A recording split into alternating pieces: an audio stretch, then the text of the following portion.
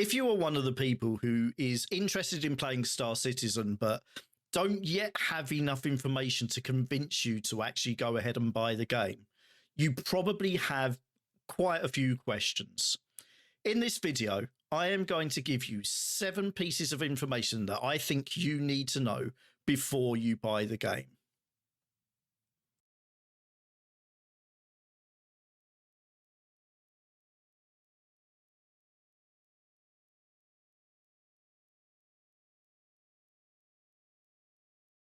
The first place to start is absolutely the system requirements, because at the moment, at this current stage in development, Star Citizen is a very, very CPU heavy game.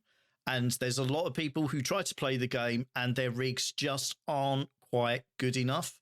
And it isn't uncommon to see people having to upgrade their systems before they can have a good experience on the game.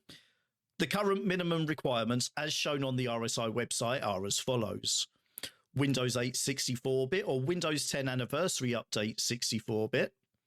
DirectX 11 graphics card with 3 GB RAM, although 4 GB is recommended.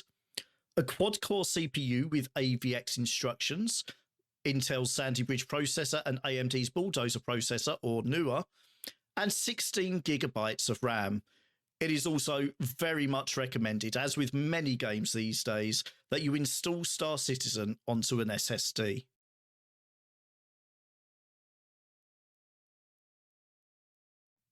Several times a year, Star Citizen is made available to play for free to absolutely anybody.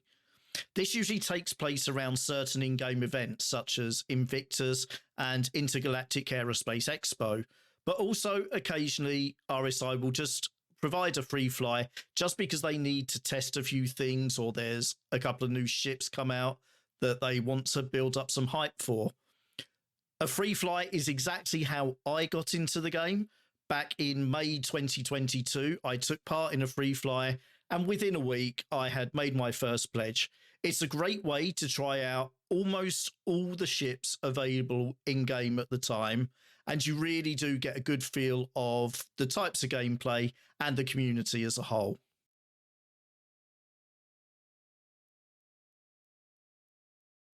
So yes, technically, you're not actually buying the game at this stage. What you're actually doing is you're pledging financial support to help towards the development of the game. In return for that support, RSI are giving you access to play the alpha and a ship to play it with. The package also usually comes with some insurance for your ship and some starting UEC, which goes onto your account ready for when the game goes live. That brings the obvious question: what happens to the ship that you pay for when the game does go live? And at the moment, it's not been stated clearly, but general consensus is it is highly unlikely that you're going to have anything that you've paid for with real money taken away from you. Bear in mind that there are people out there who have spent thousands and, yes, tens of thousands of pounds, US dollars, euros on pledges. So it is highly unlikely that RSI are going to take those away from those people.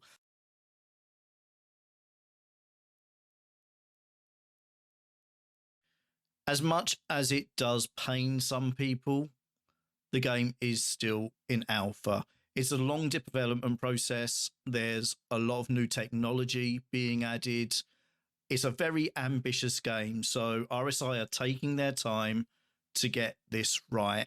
And every now and again, they have a slight direction change. They come across issues, and that extends the amount of time that the game is going to be in alpha. Obviously, with it being an alpha, that means you're going to get the alpha problems.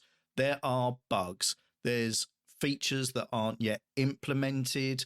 There's functionality that doesn't necessarily work properly.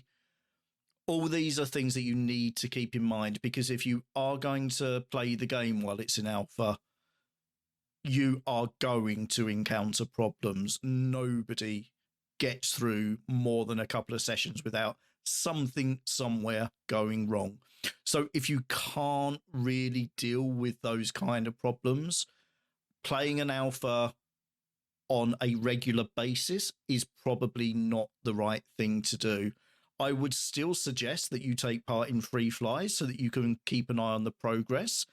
Or even if you do decide to pledge, you can maybe play it for a month or 2 months, take a break from it, come back in another couple of months' time, and again, you can see the changes that have taken place.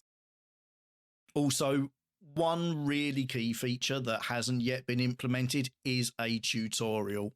So you will find that first couple of days on the game incredibly confusing, but luckily the final point in this video is one that will help you with that situation. The last thing to mention about it being an alpha is that every now and again the database does need a wipe. Sometimes that's a full wipe, in which case you lose everything except the ships that you have bought with real money. And sometimes it's a partial wipe where RSI find a way to maybe leave you with the in-game cash or your in-game reputation. It's rare that they can do that latter. Wipes usually are full wipes, but luckily they're not too frequent.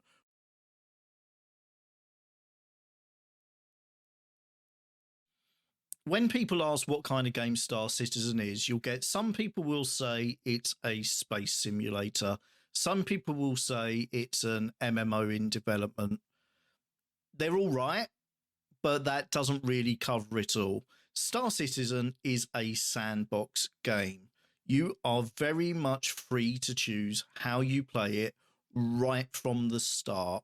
You can pick your career paths, you can pick which contracts you want to do, you can completely ignore contracts and find other ways to earn cash in game. It is completely up to you what you do. What that does mean is that there are some players who will choose to go down the route of piracy or other criminal activity within the game.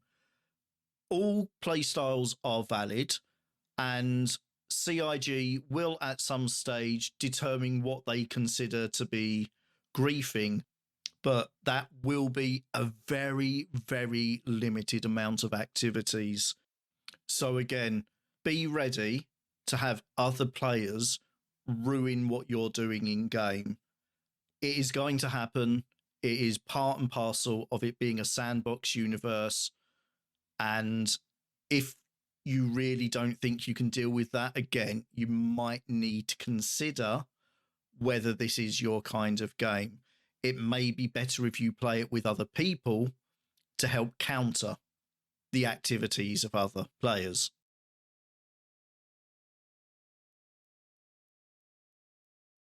A comment that is made a lot is that Star Citizen is a pay-to-win game.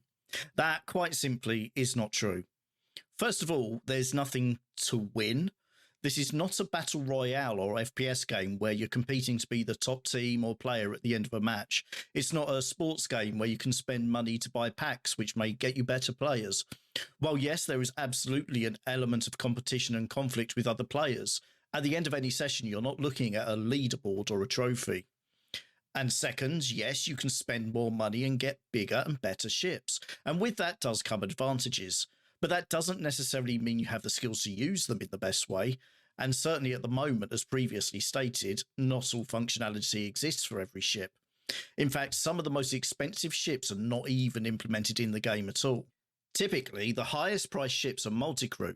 And at the moment, as much as you can have a crew, there is not really that much for them to do at all while on board. I also think it would not be as immersive a game if every player started out with just a basic starter package with multiple copies of just the same dozen or so ships across the galaxy. Star Citizen boasts over 100 ships and vehicles, and it makes sense that there would be some in that universe who have the bigger ships, the more profitable ships, the greater presence within a given system, while others have to start out smaller or more modest. It adds to the realism of Star Citizen and provides something on which to create some fantastic stories and gameplay experiences.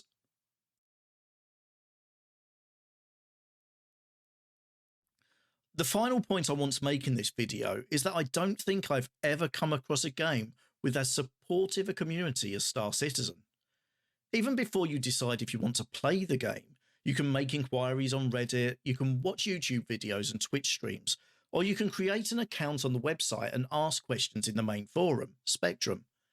And once you are playing, you'll often find new players, and some less new, asking questions in the game chat, and there are always people willing to answer.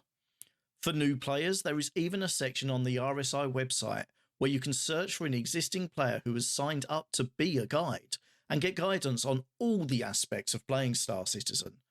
Are there trolls? Of course there are. Is there sometimes a bit of conflict? With the number of human beings playing and the range of different people, then it would be impossible for there not to be. But the most frequent comment you find is that as a whole, the Star Citizen community is one of the best around, and I wholeheartedly agree with that. Well, those are the 7 things I think you should know before you buy Star Citizen. If this has helped you make your decision, please let me know in the comments. Or if you have any other questions, then please ask away, and I'll do my best to provide the answer. If you do decide to pledge, please consider using my referral code to receive 5,000 UEC to spend on the website on weapons, ships, components, and decorations when the game goes fully live. Don't forget to let me know what starter package you chose, and I hopefully will see you in the verse. And of course, if you have found this video helpful, then please give it a like and subscribe to the channel for more Star Citizen content, including gameplay, guides, reactions to new features, and of course my thoughts and ideas for the game as it continues to develop. Turn on the notification to know when the next video is uploaded. You can interact with me on Twitch, Instagram, and Hive Social, all at JediAndyTV, and you can also join the Discord. The invite link is in the description below. You can also add me on Star Citizen, username JediAndy, and maybe sometime in the not too distant future I'll be able to arrange some community activities for future videos. Thank you all for watching. I'll see you soon.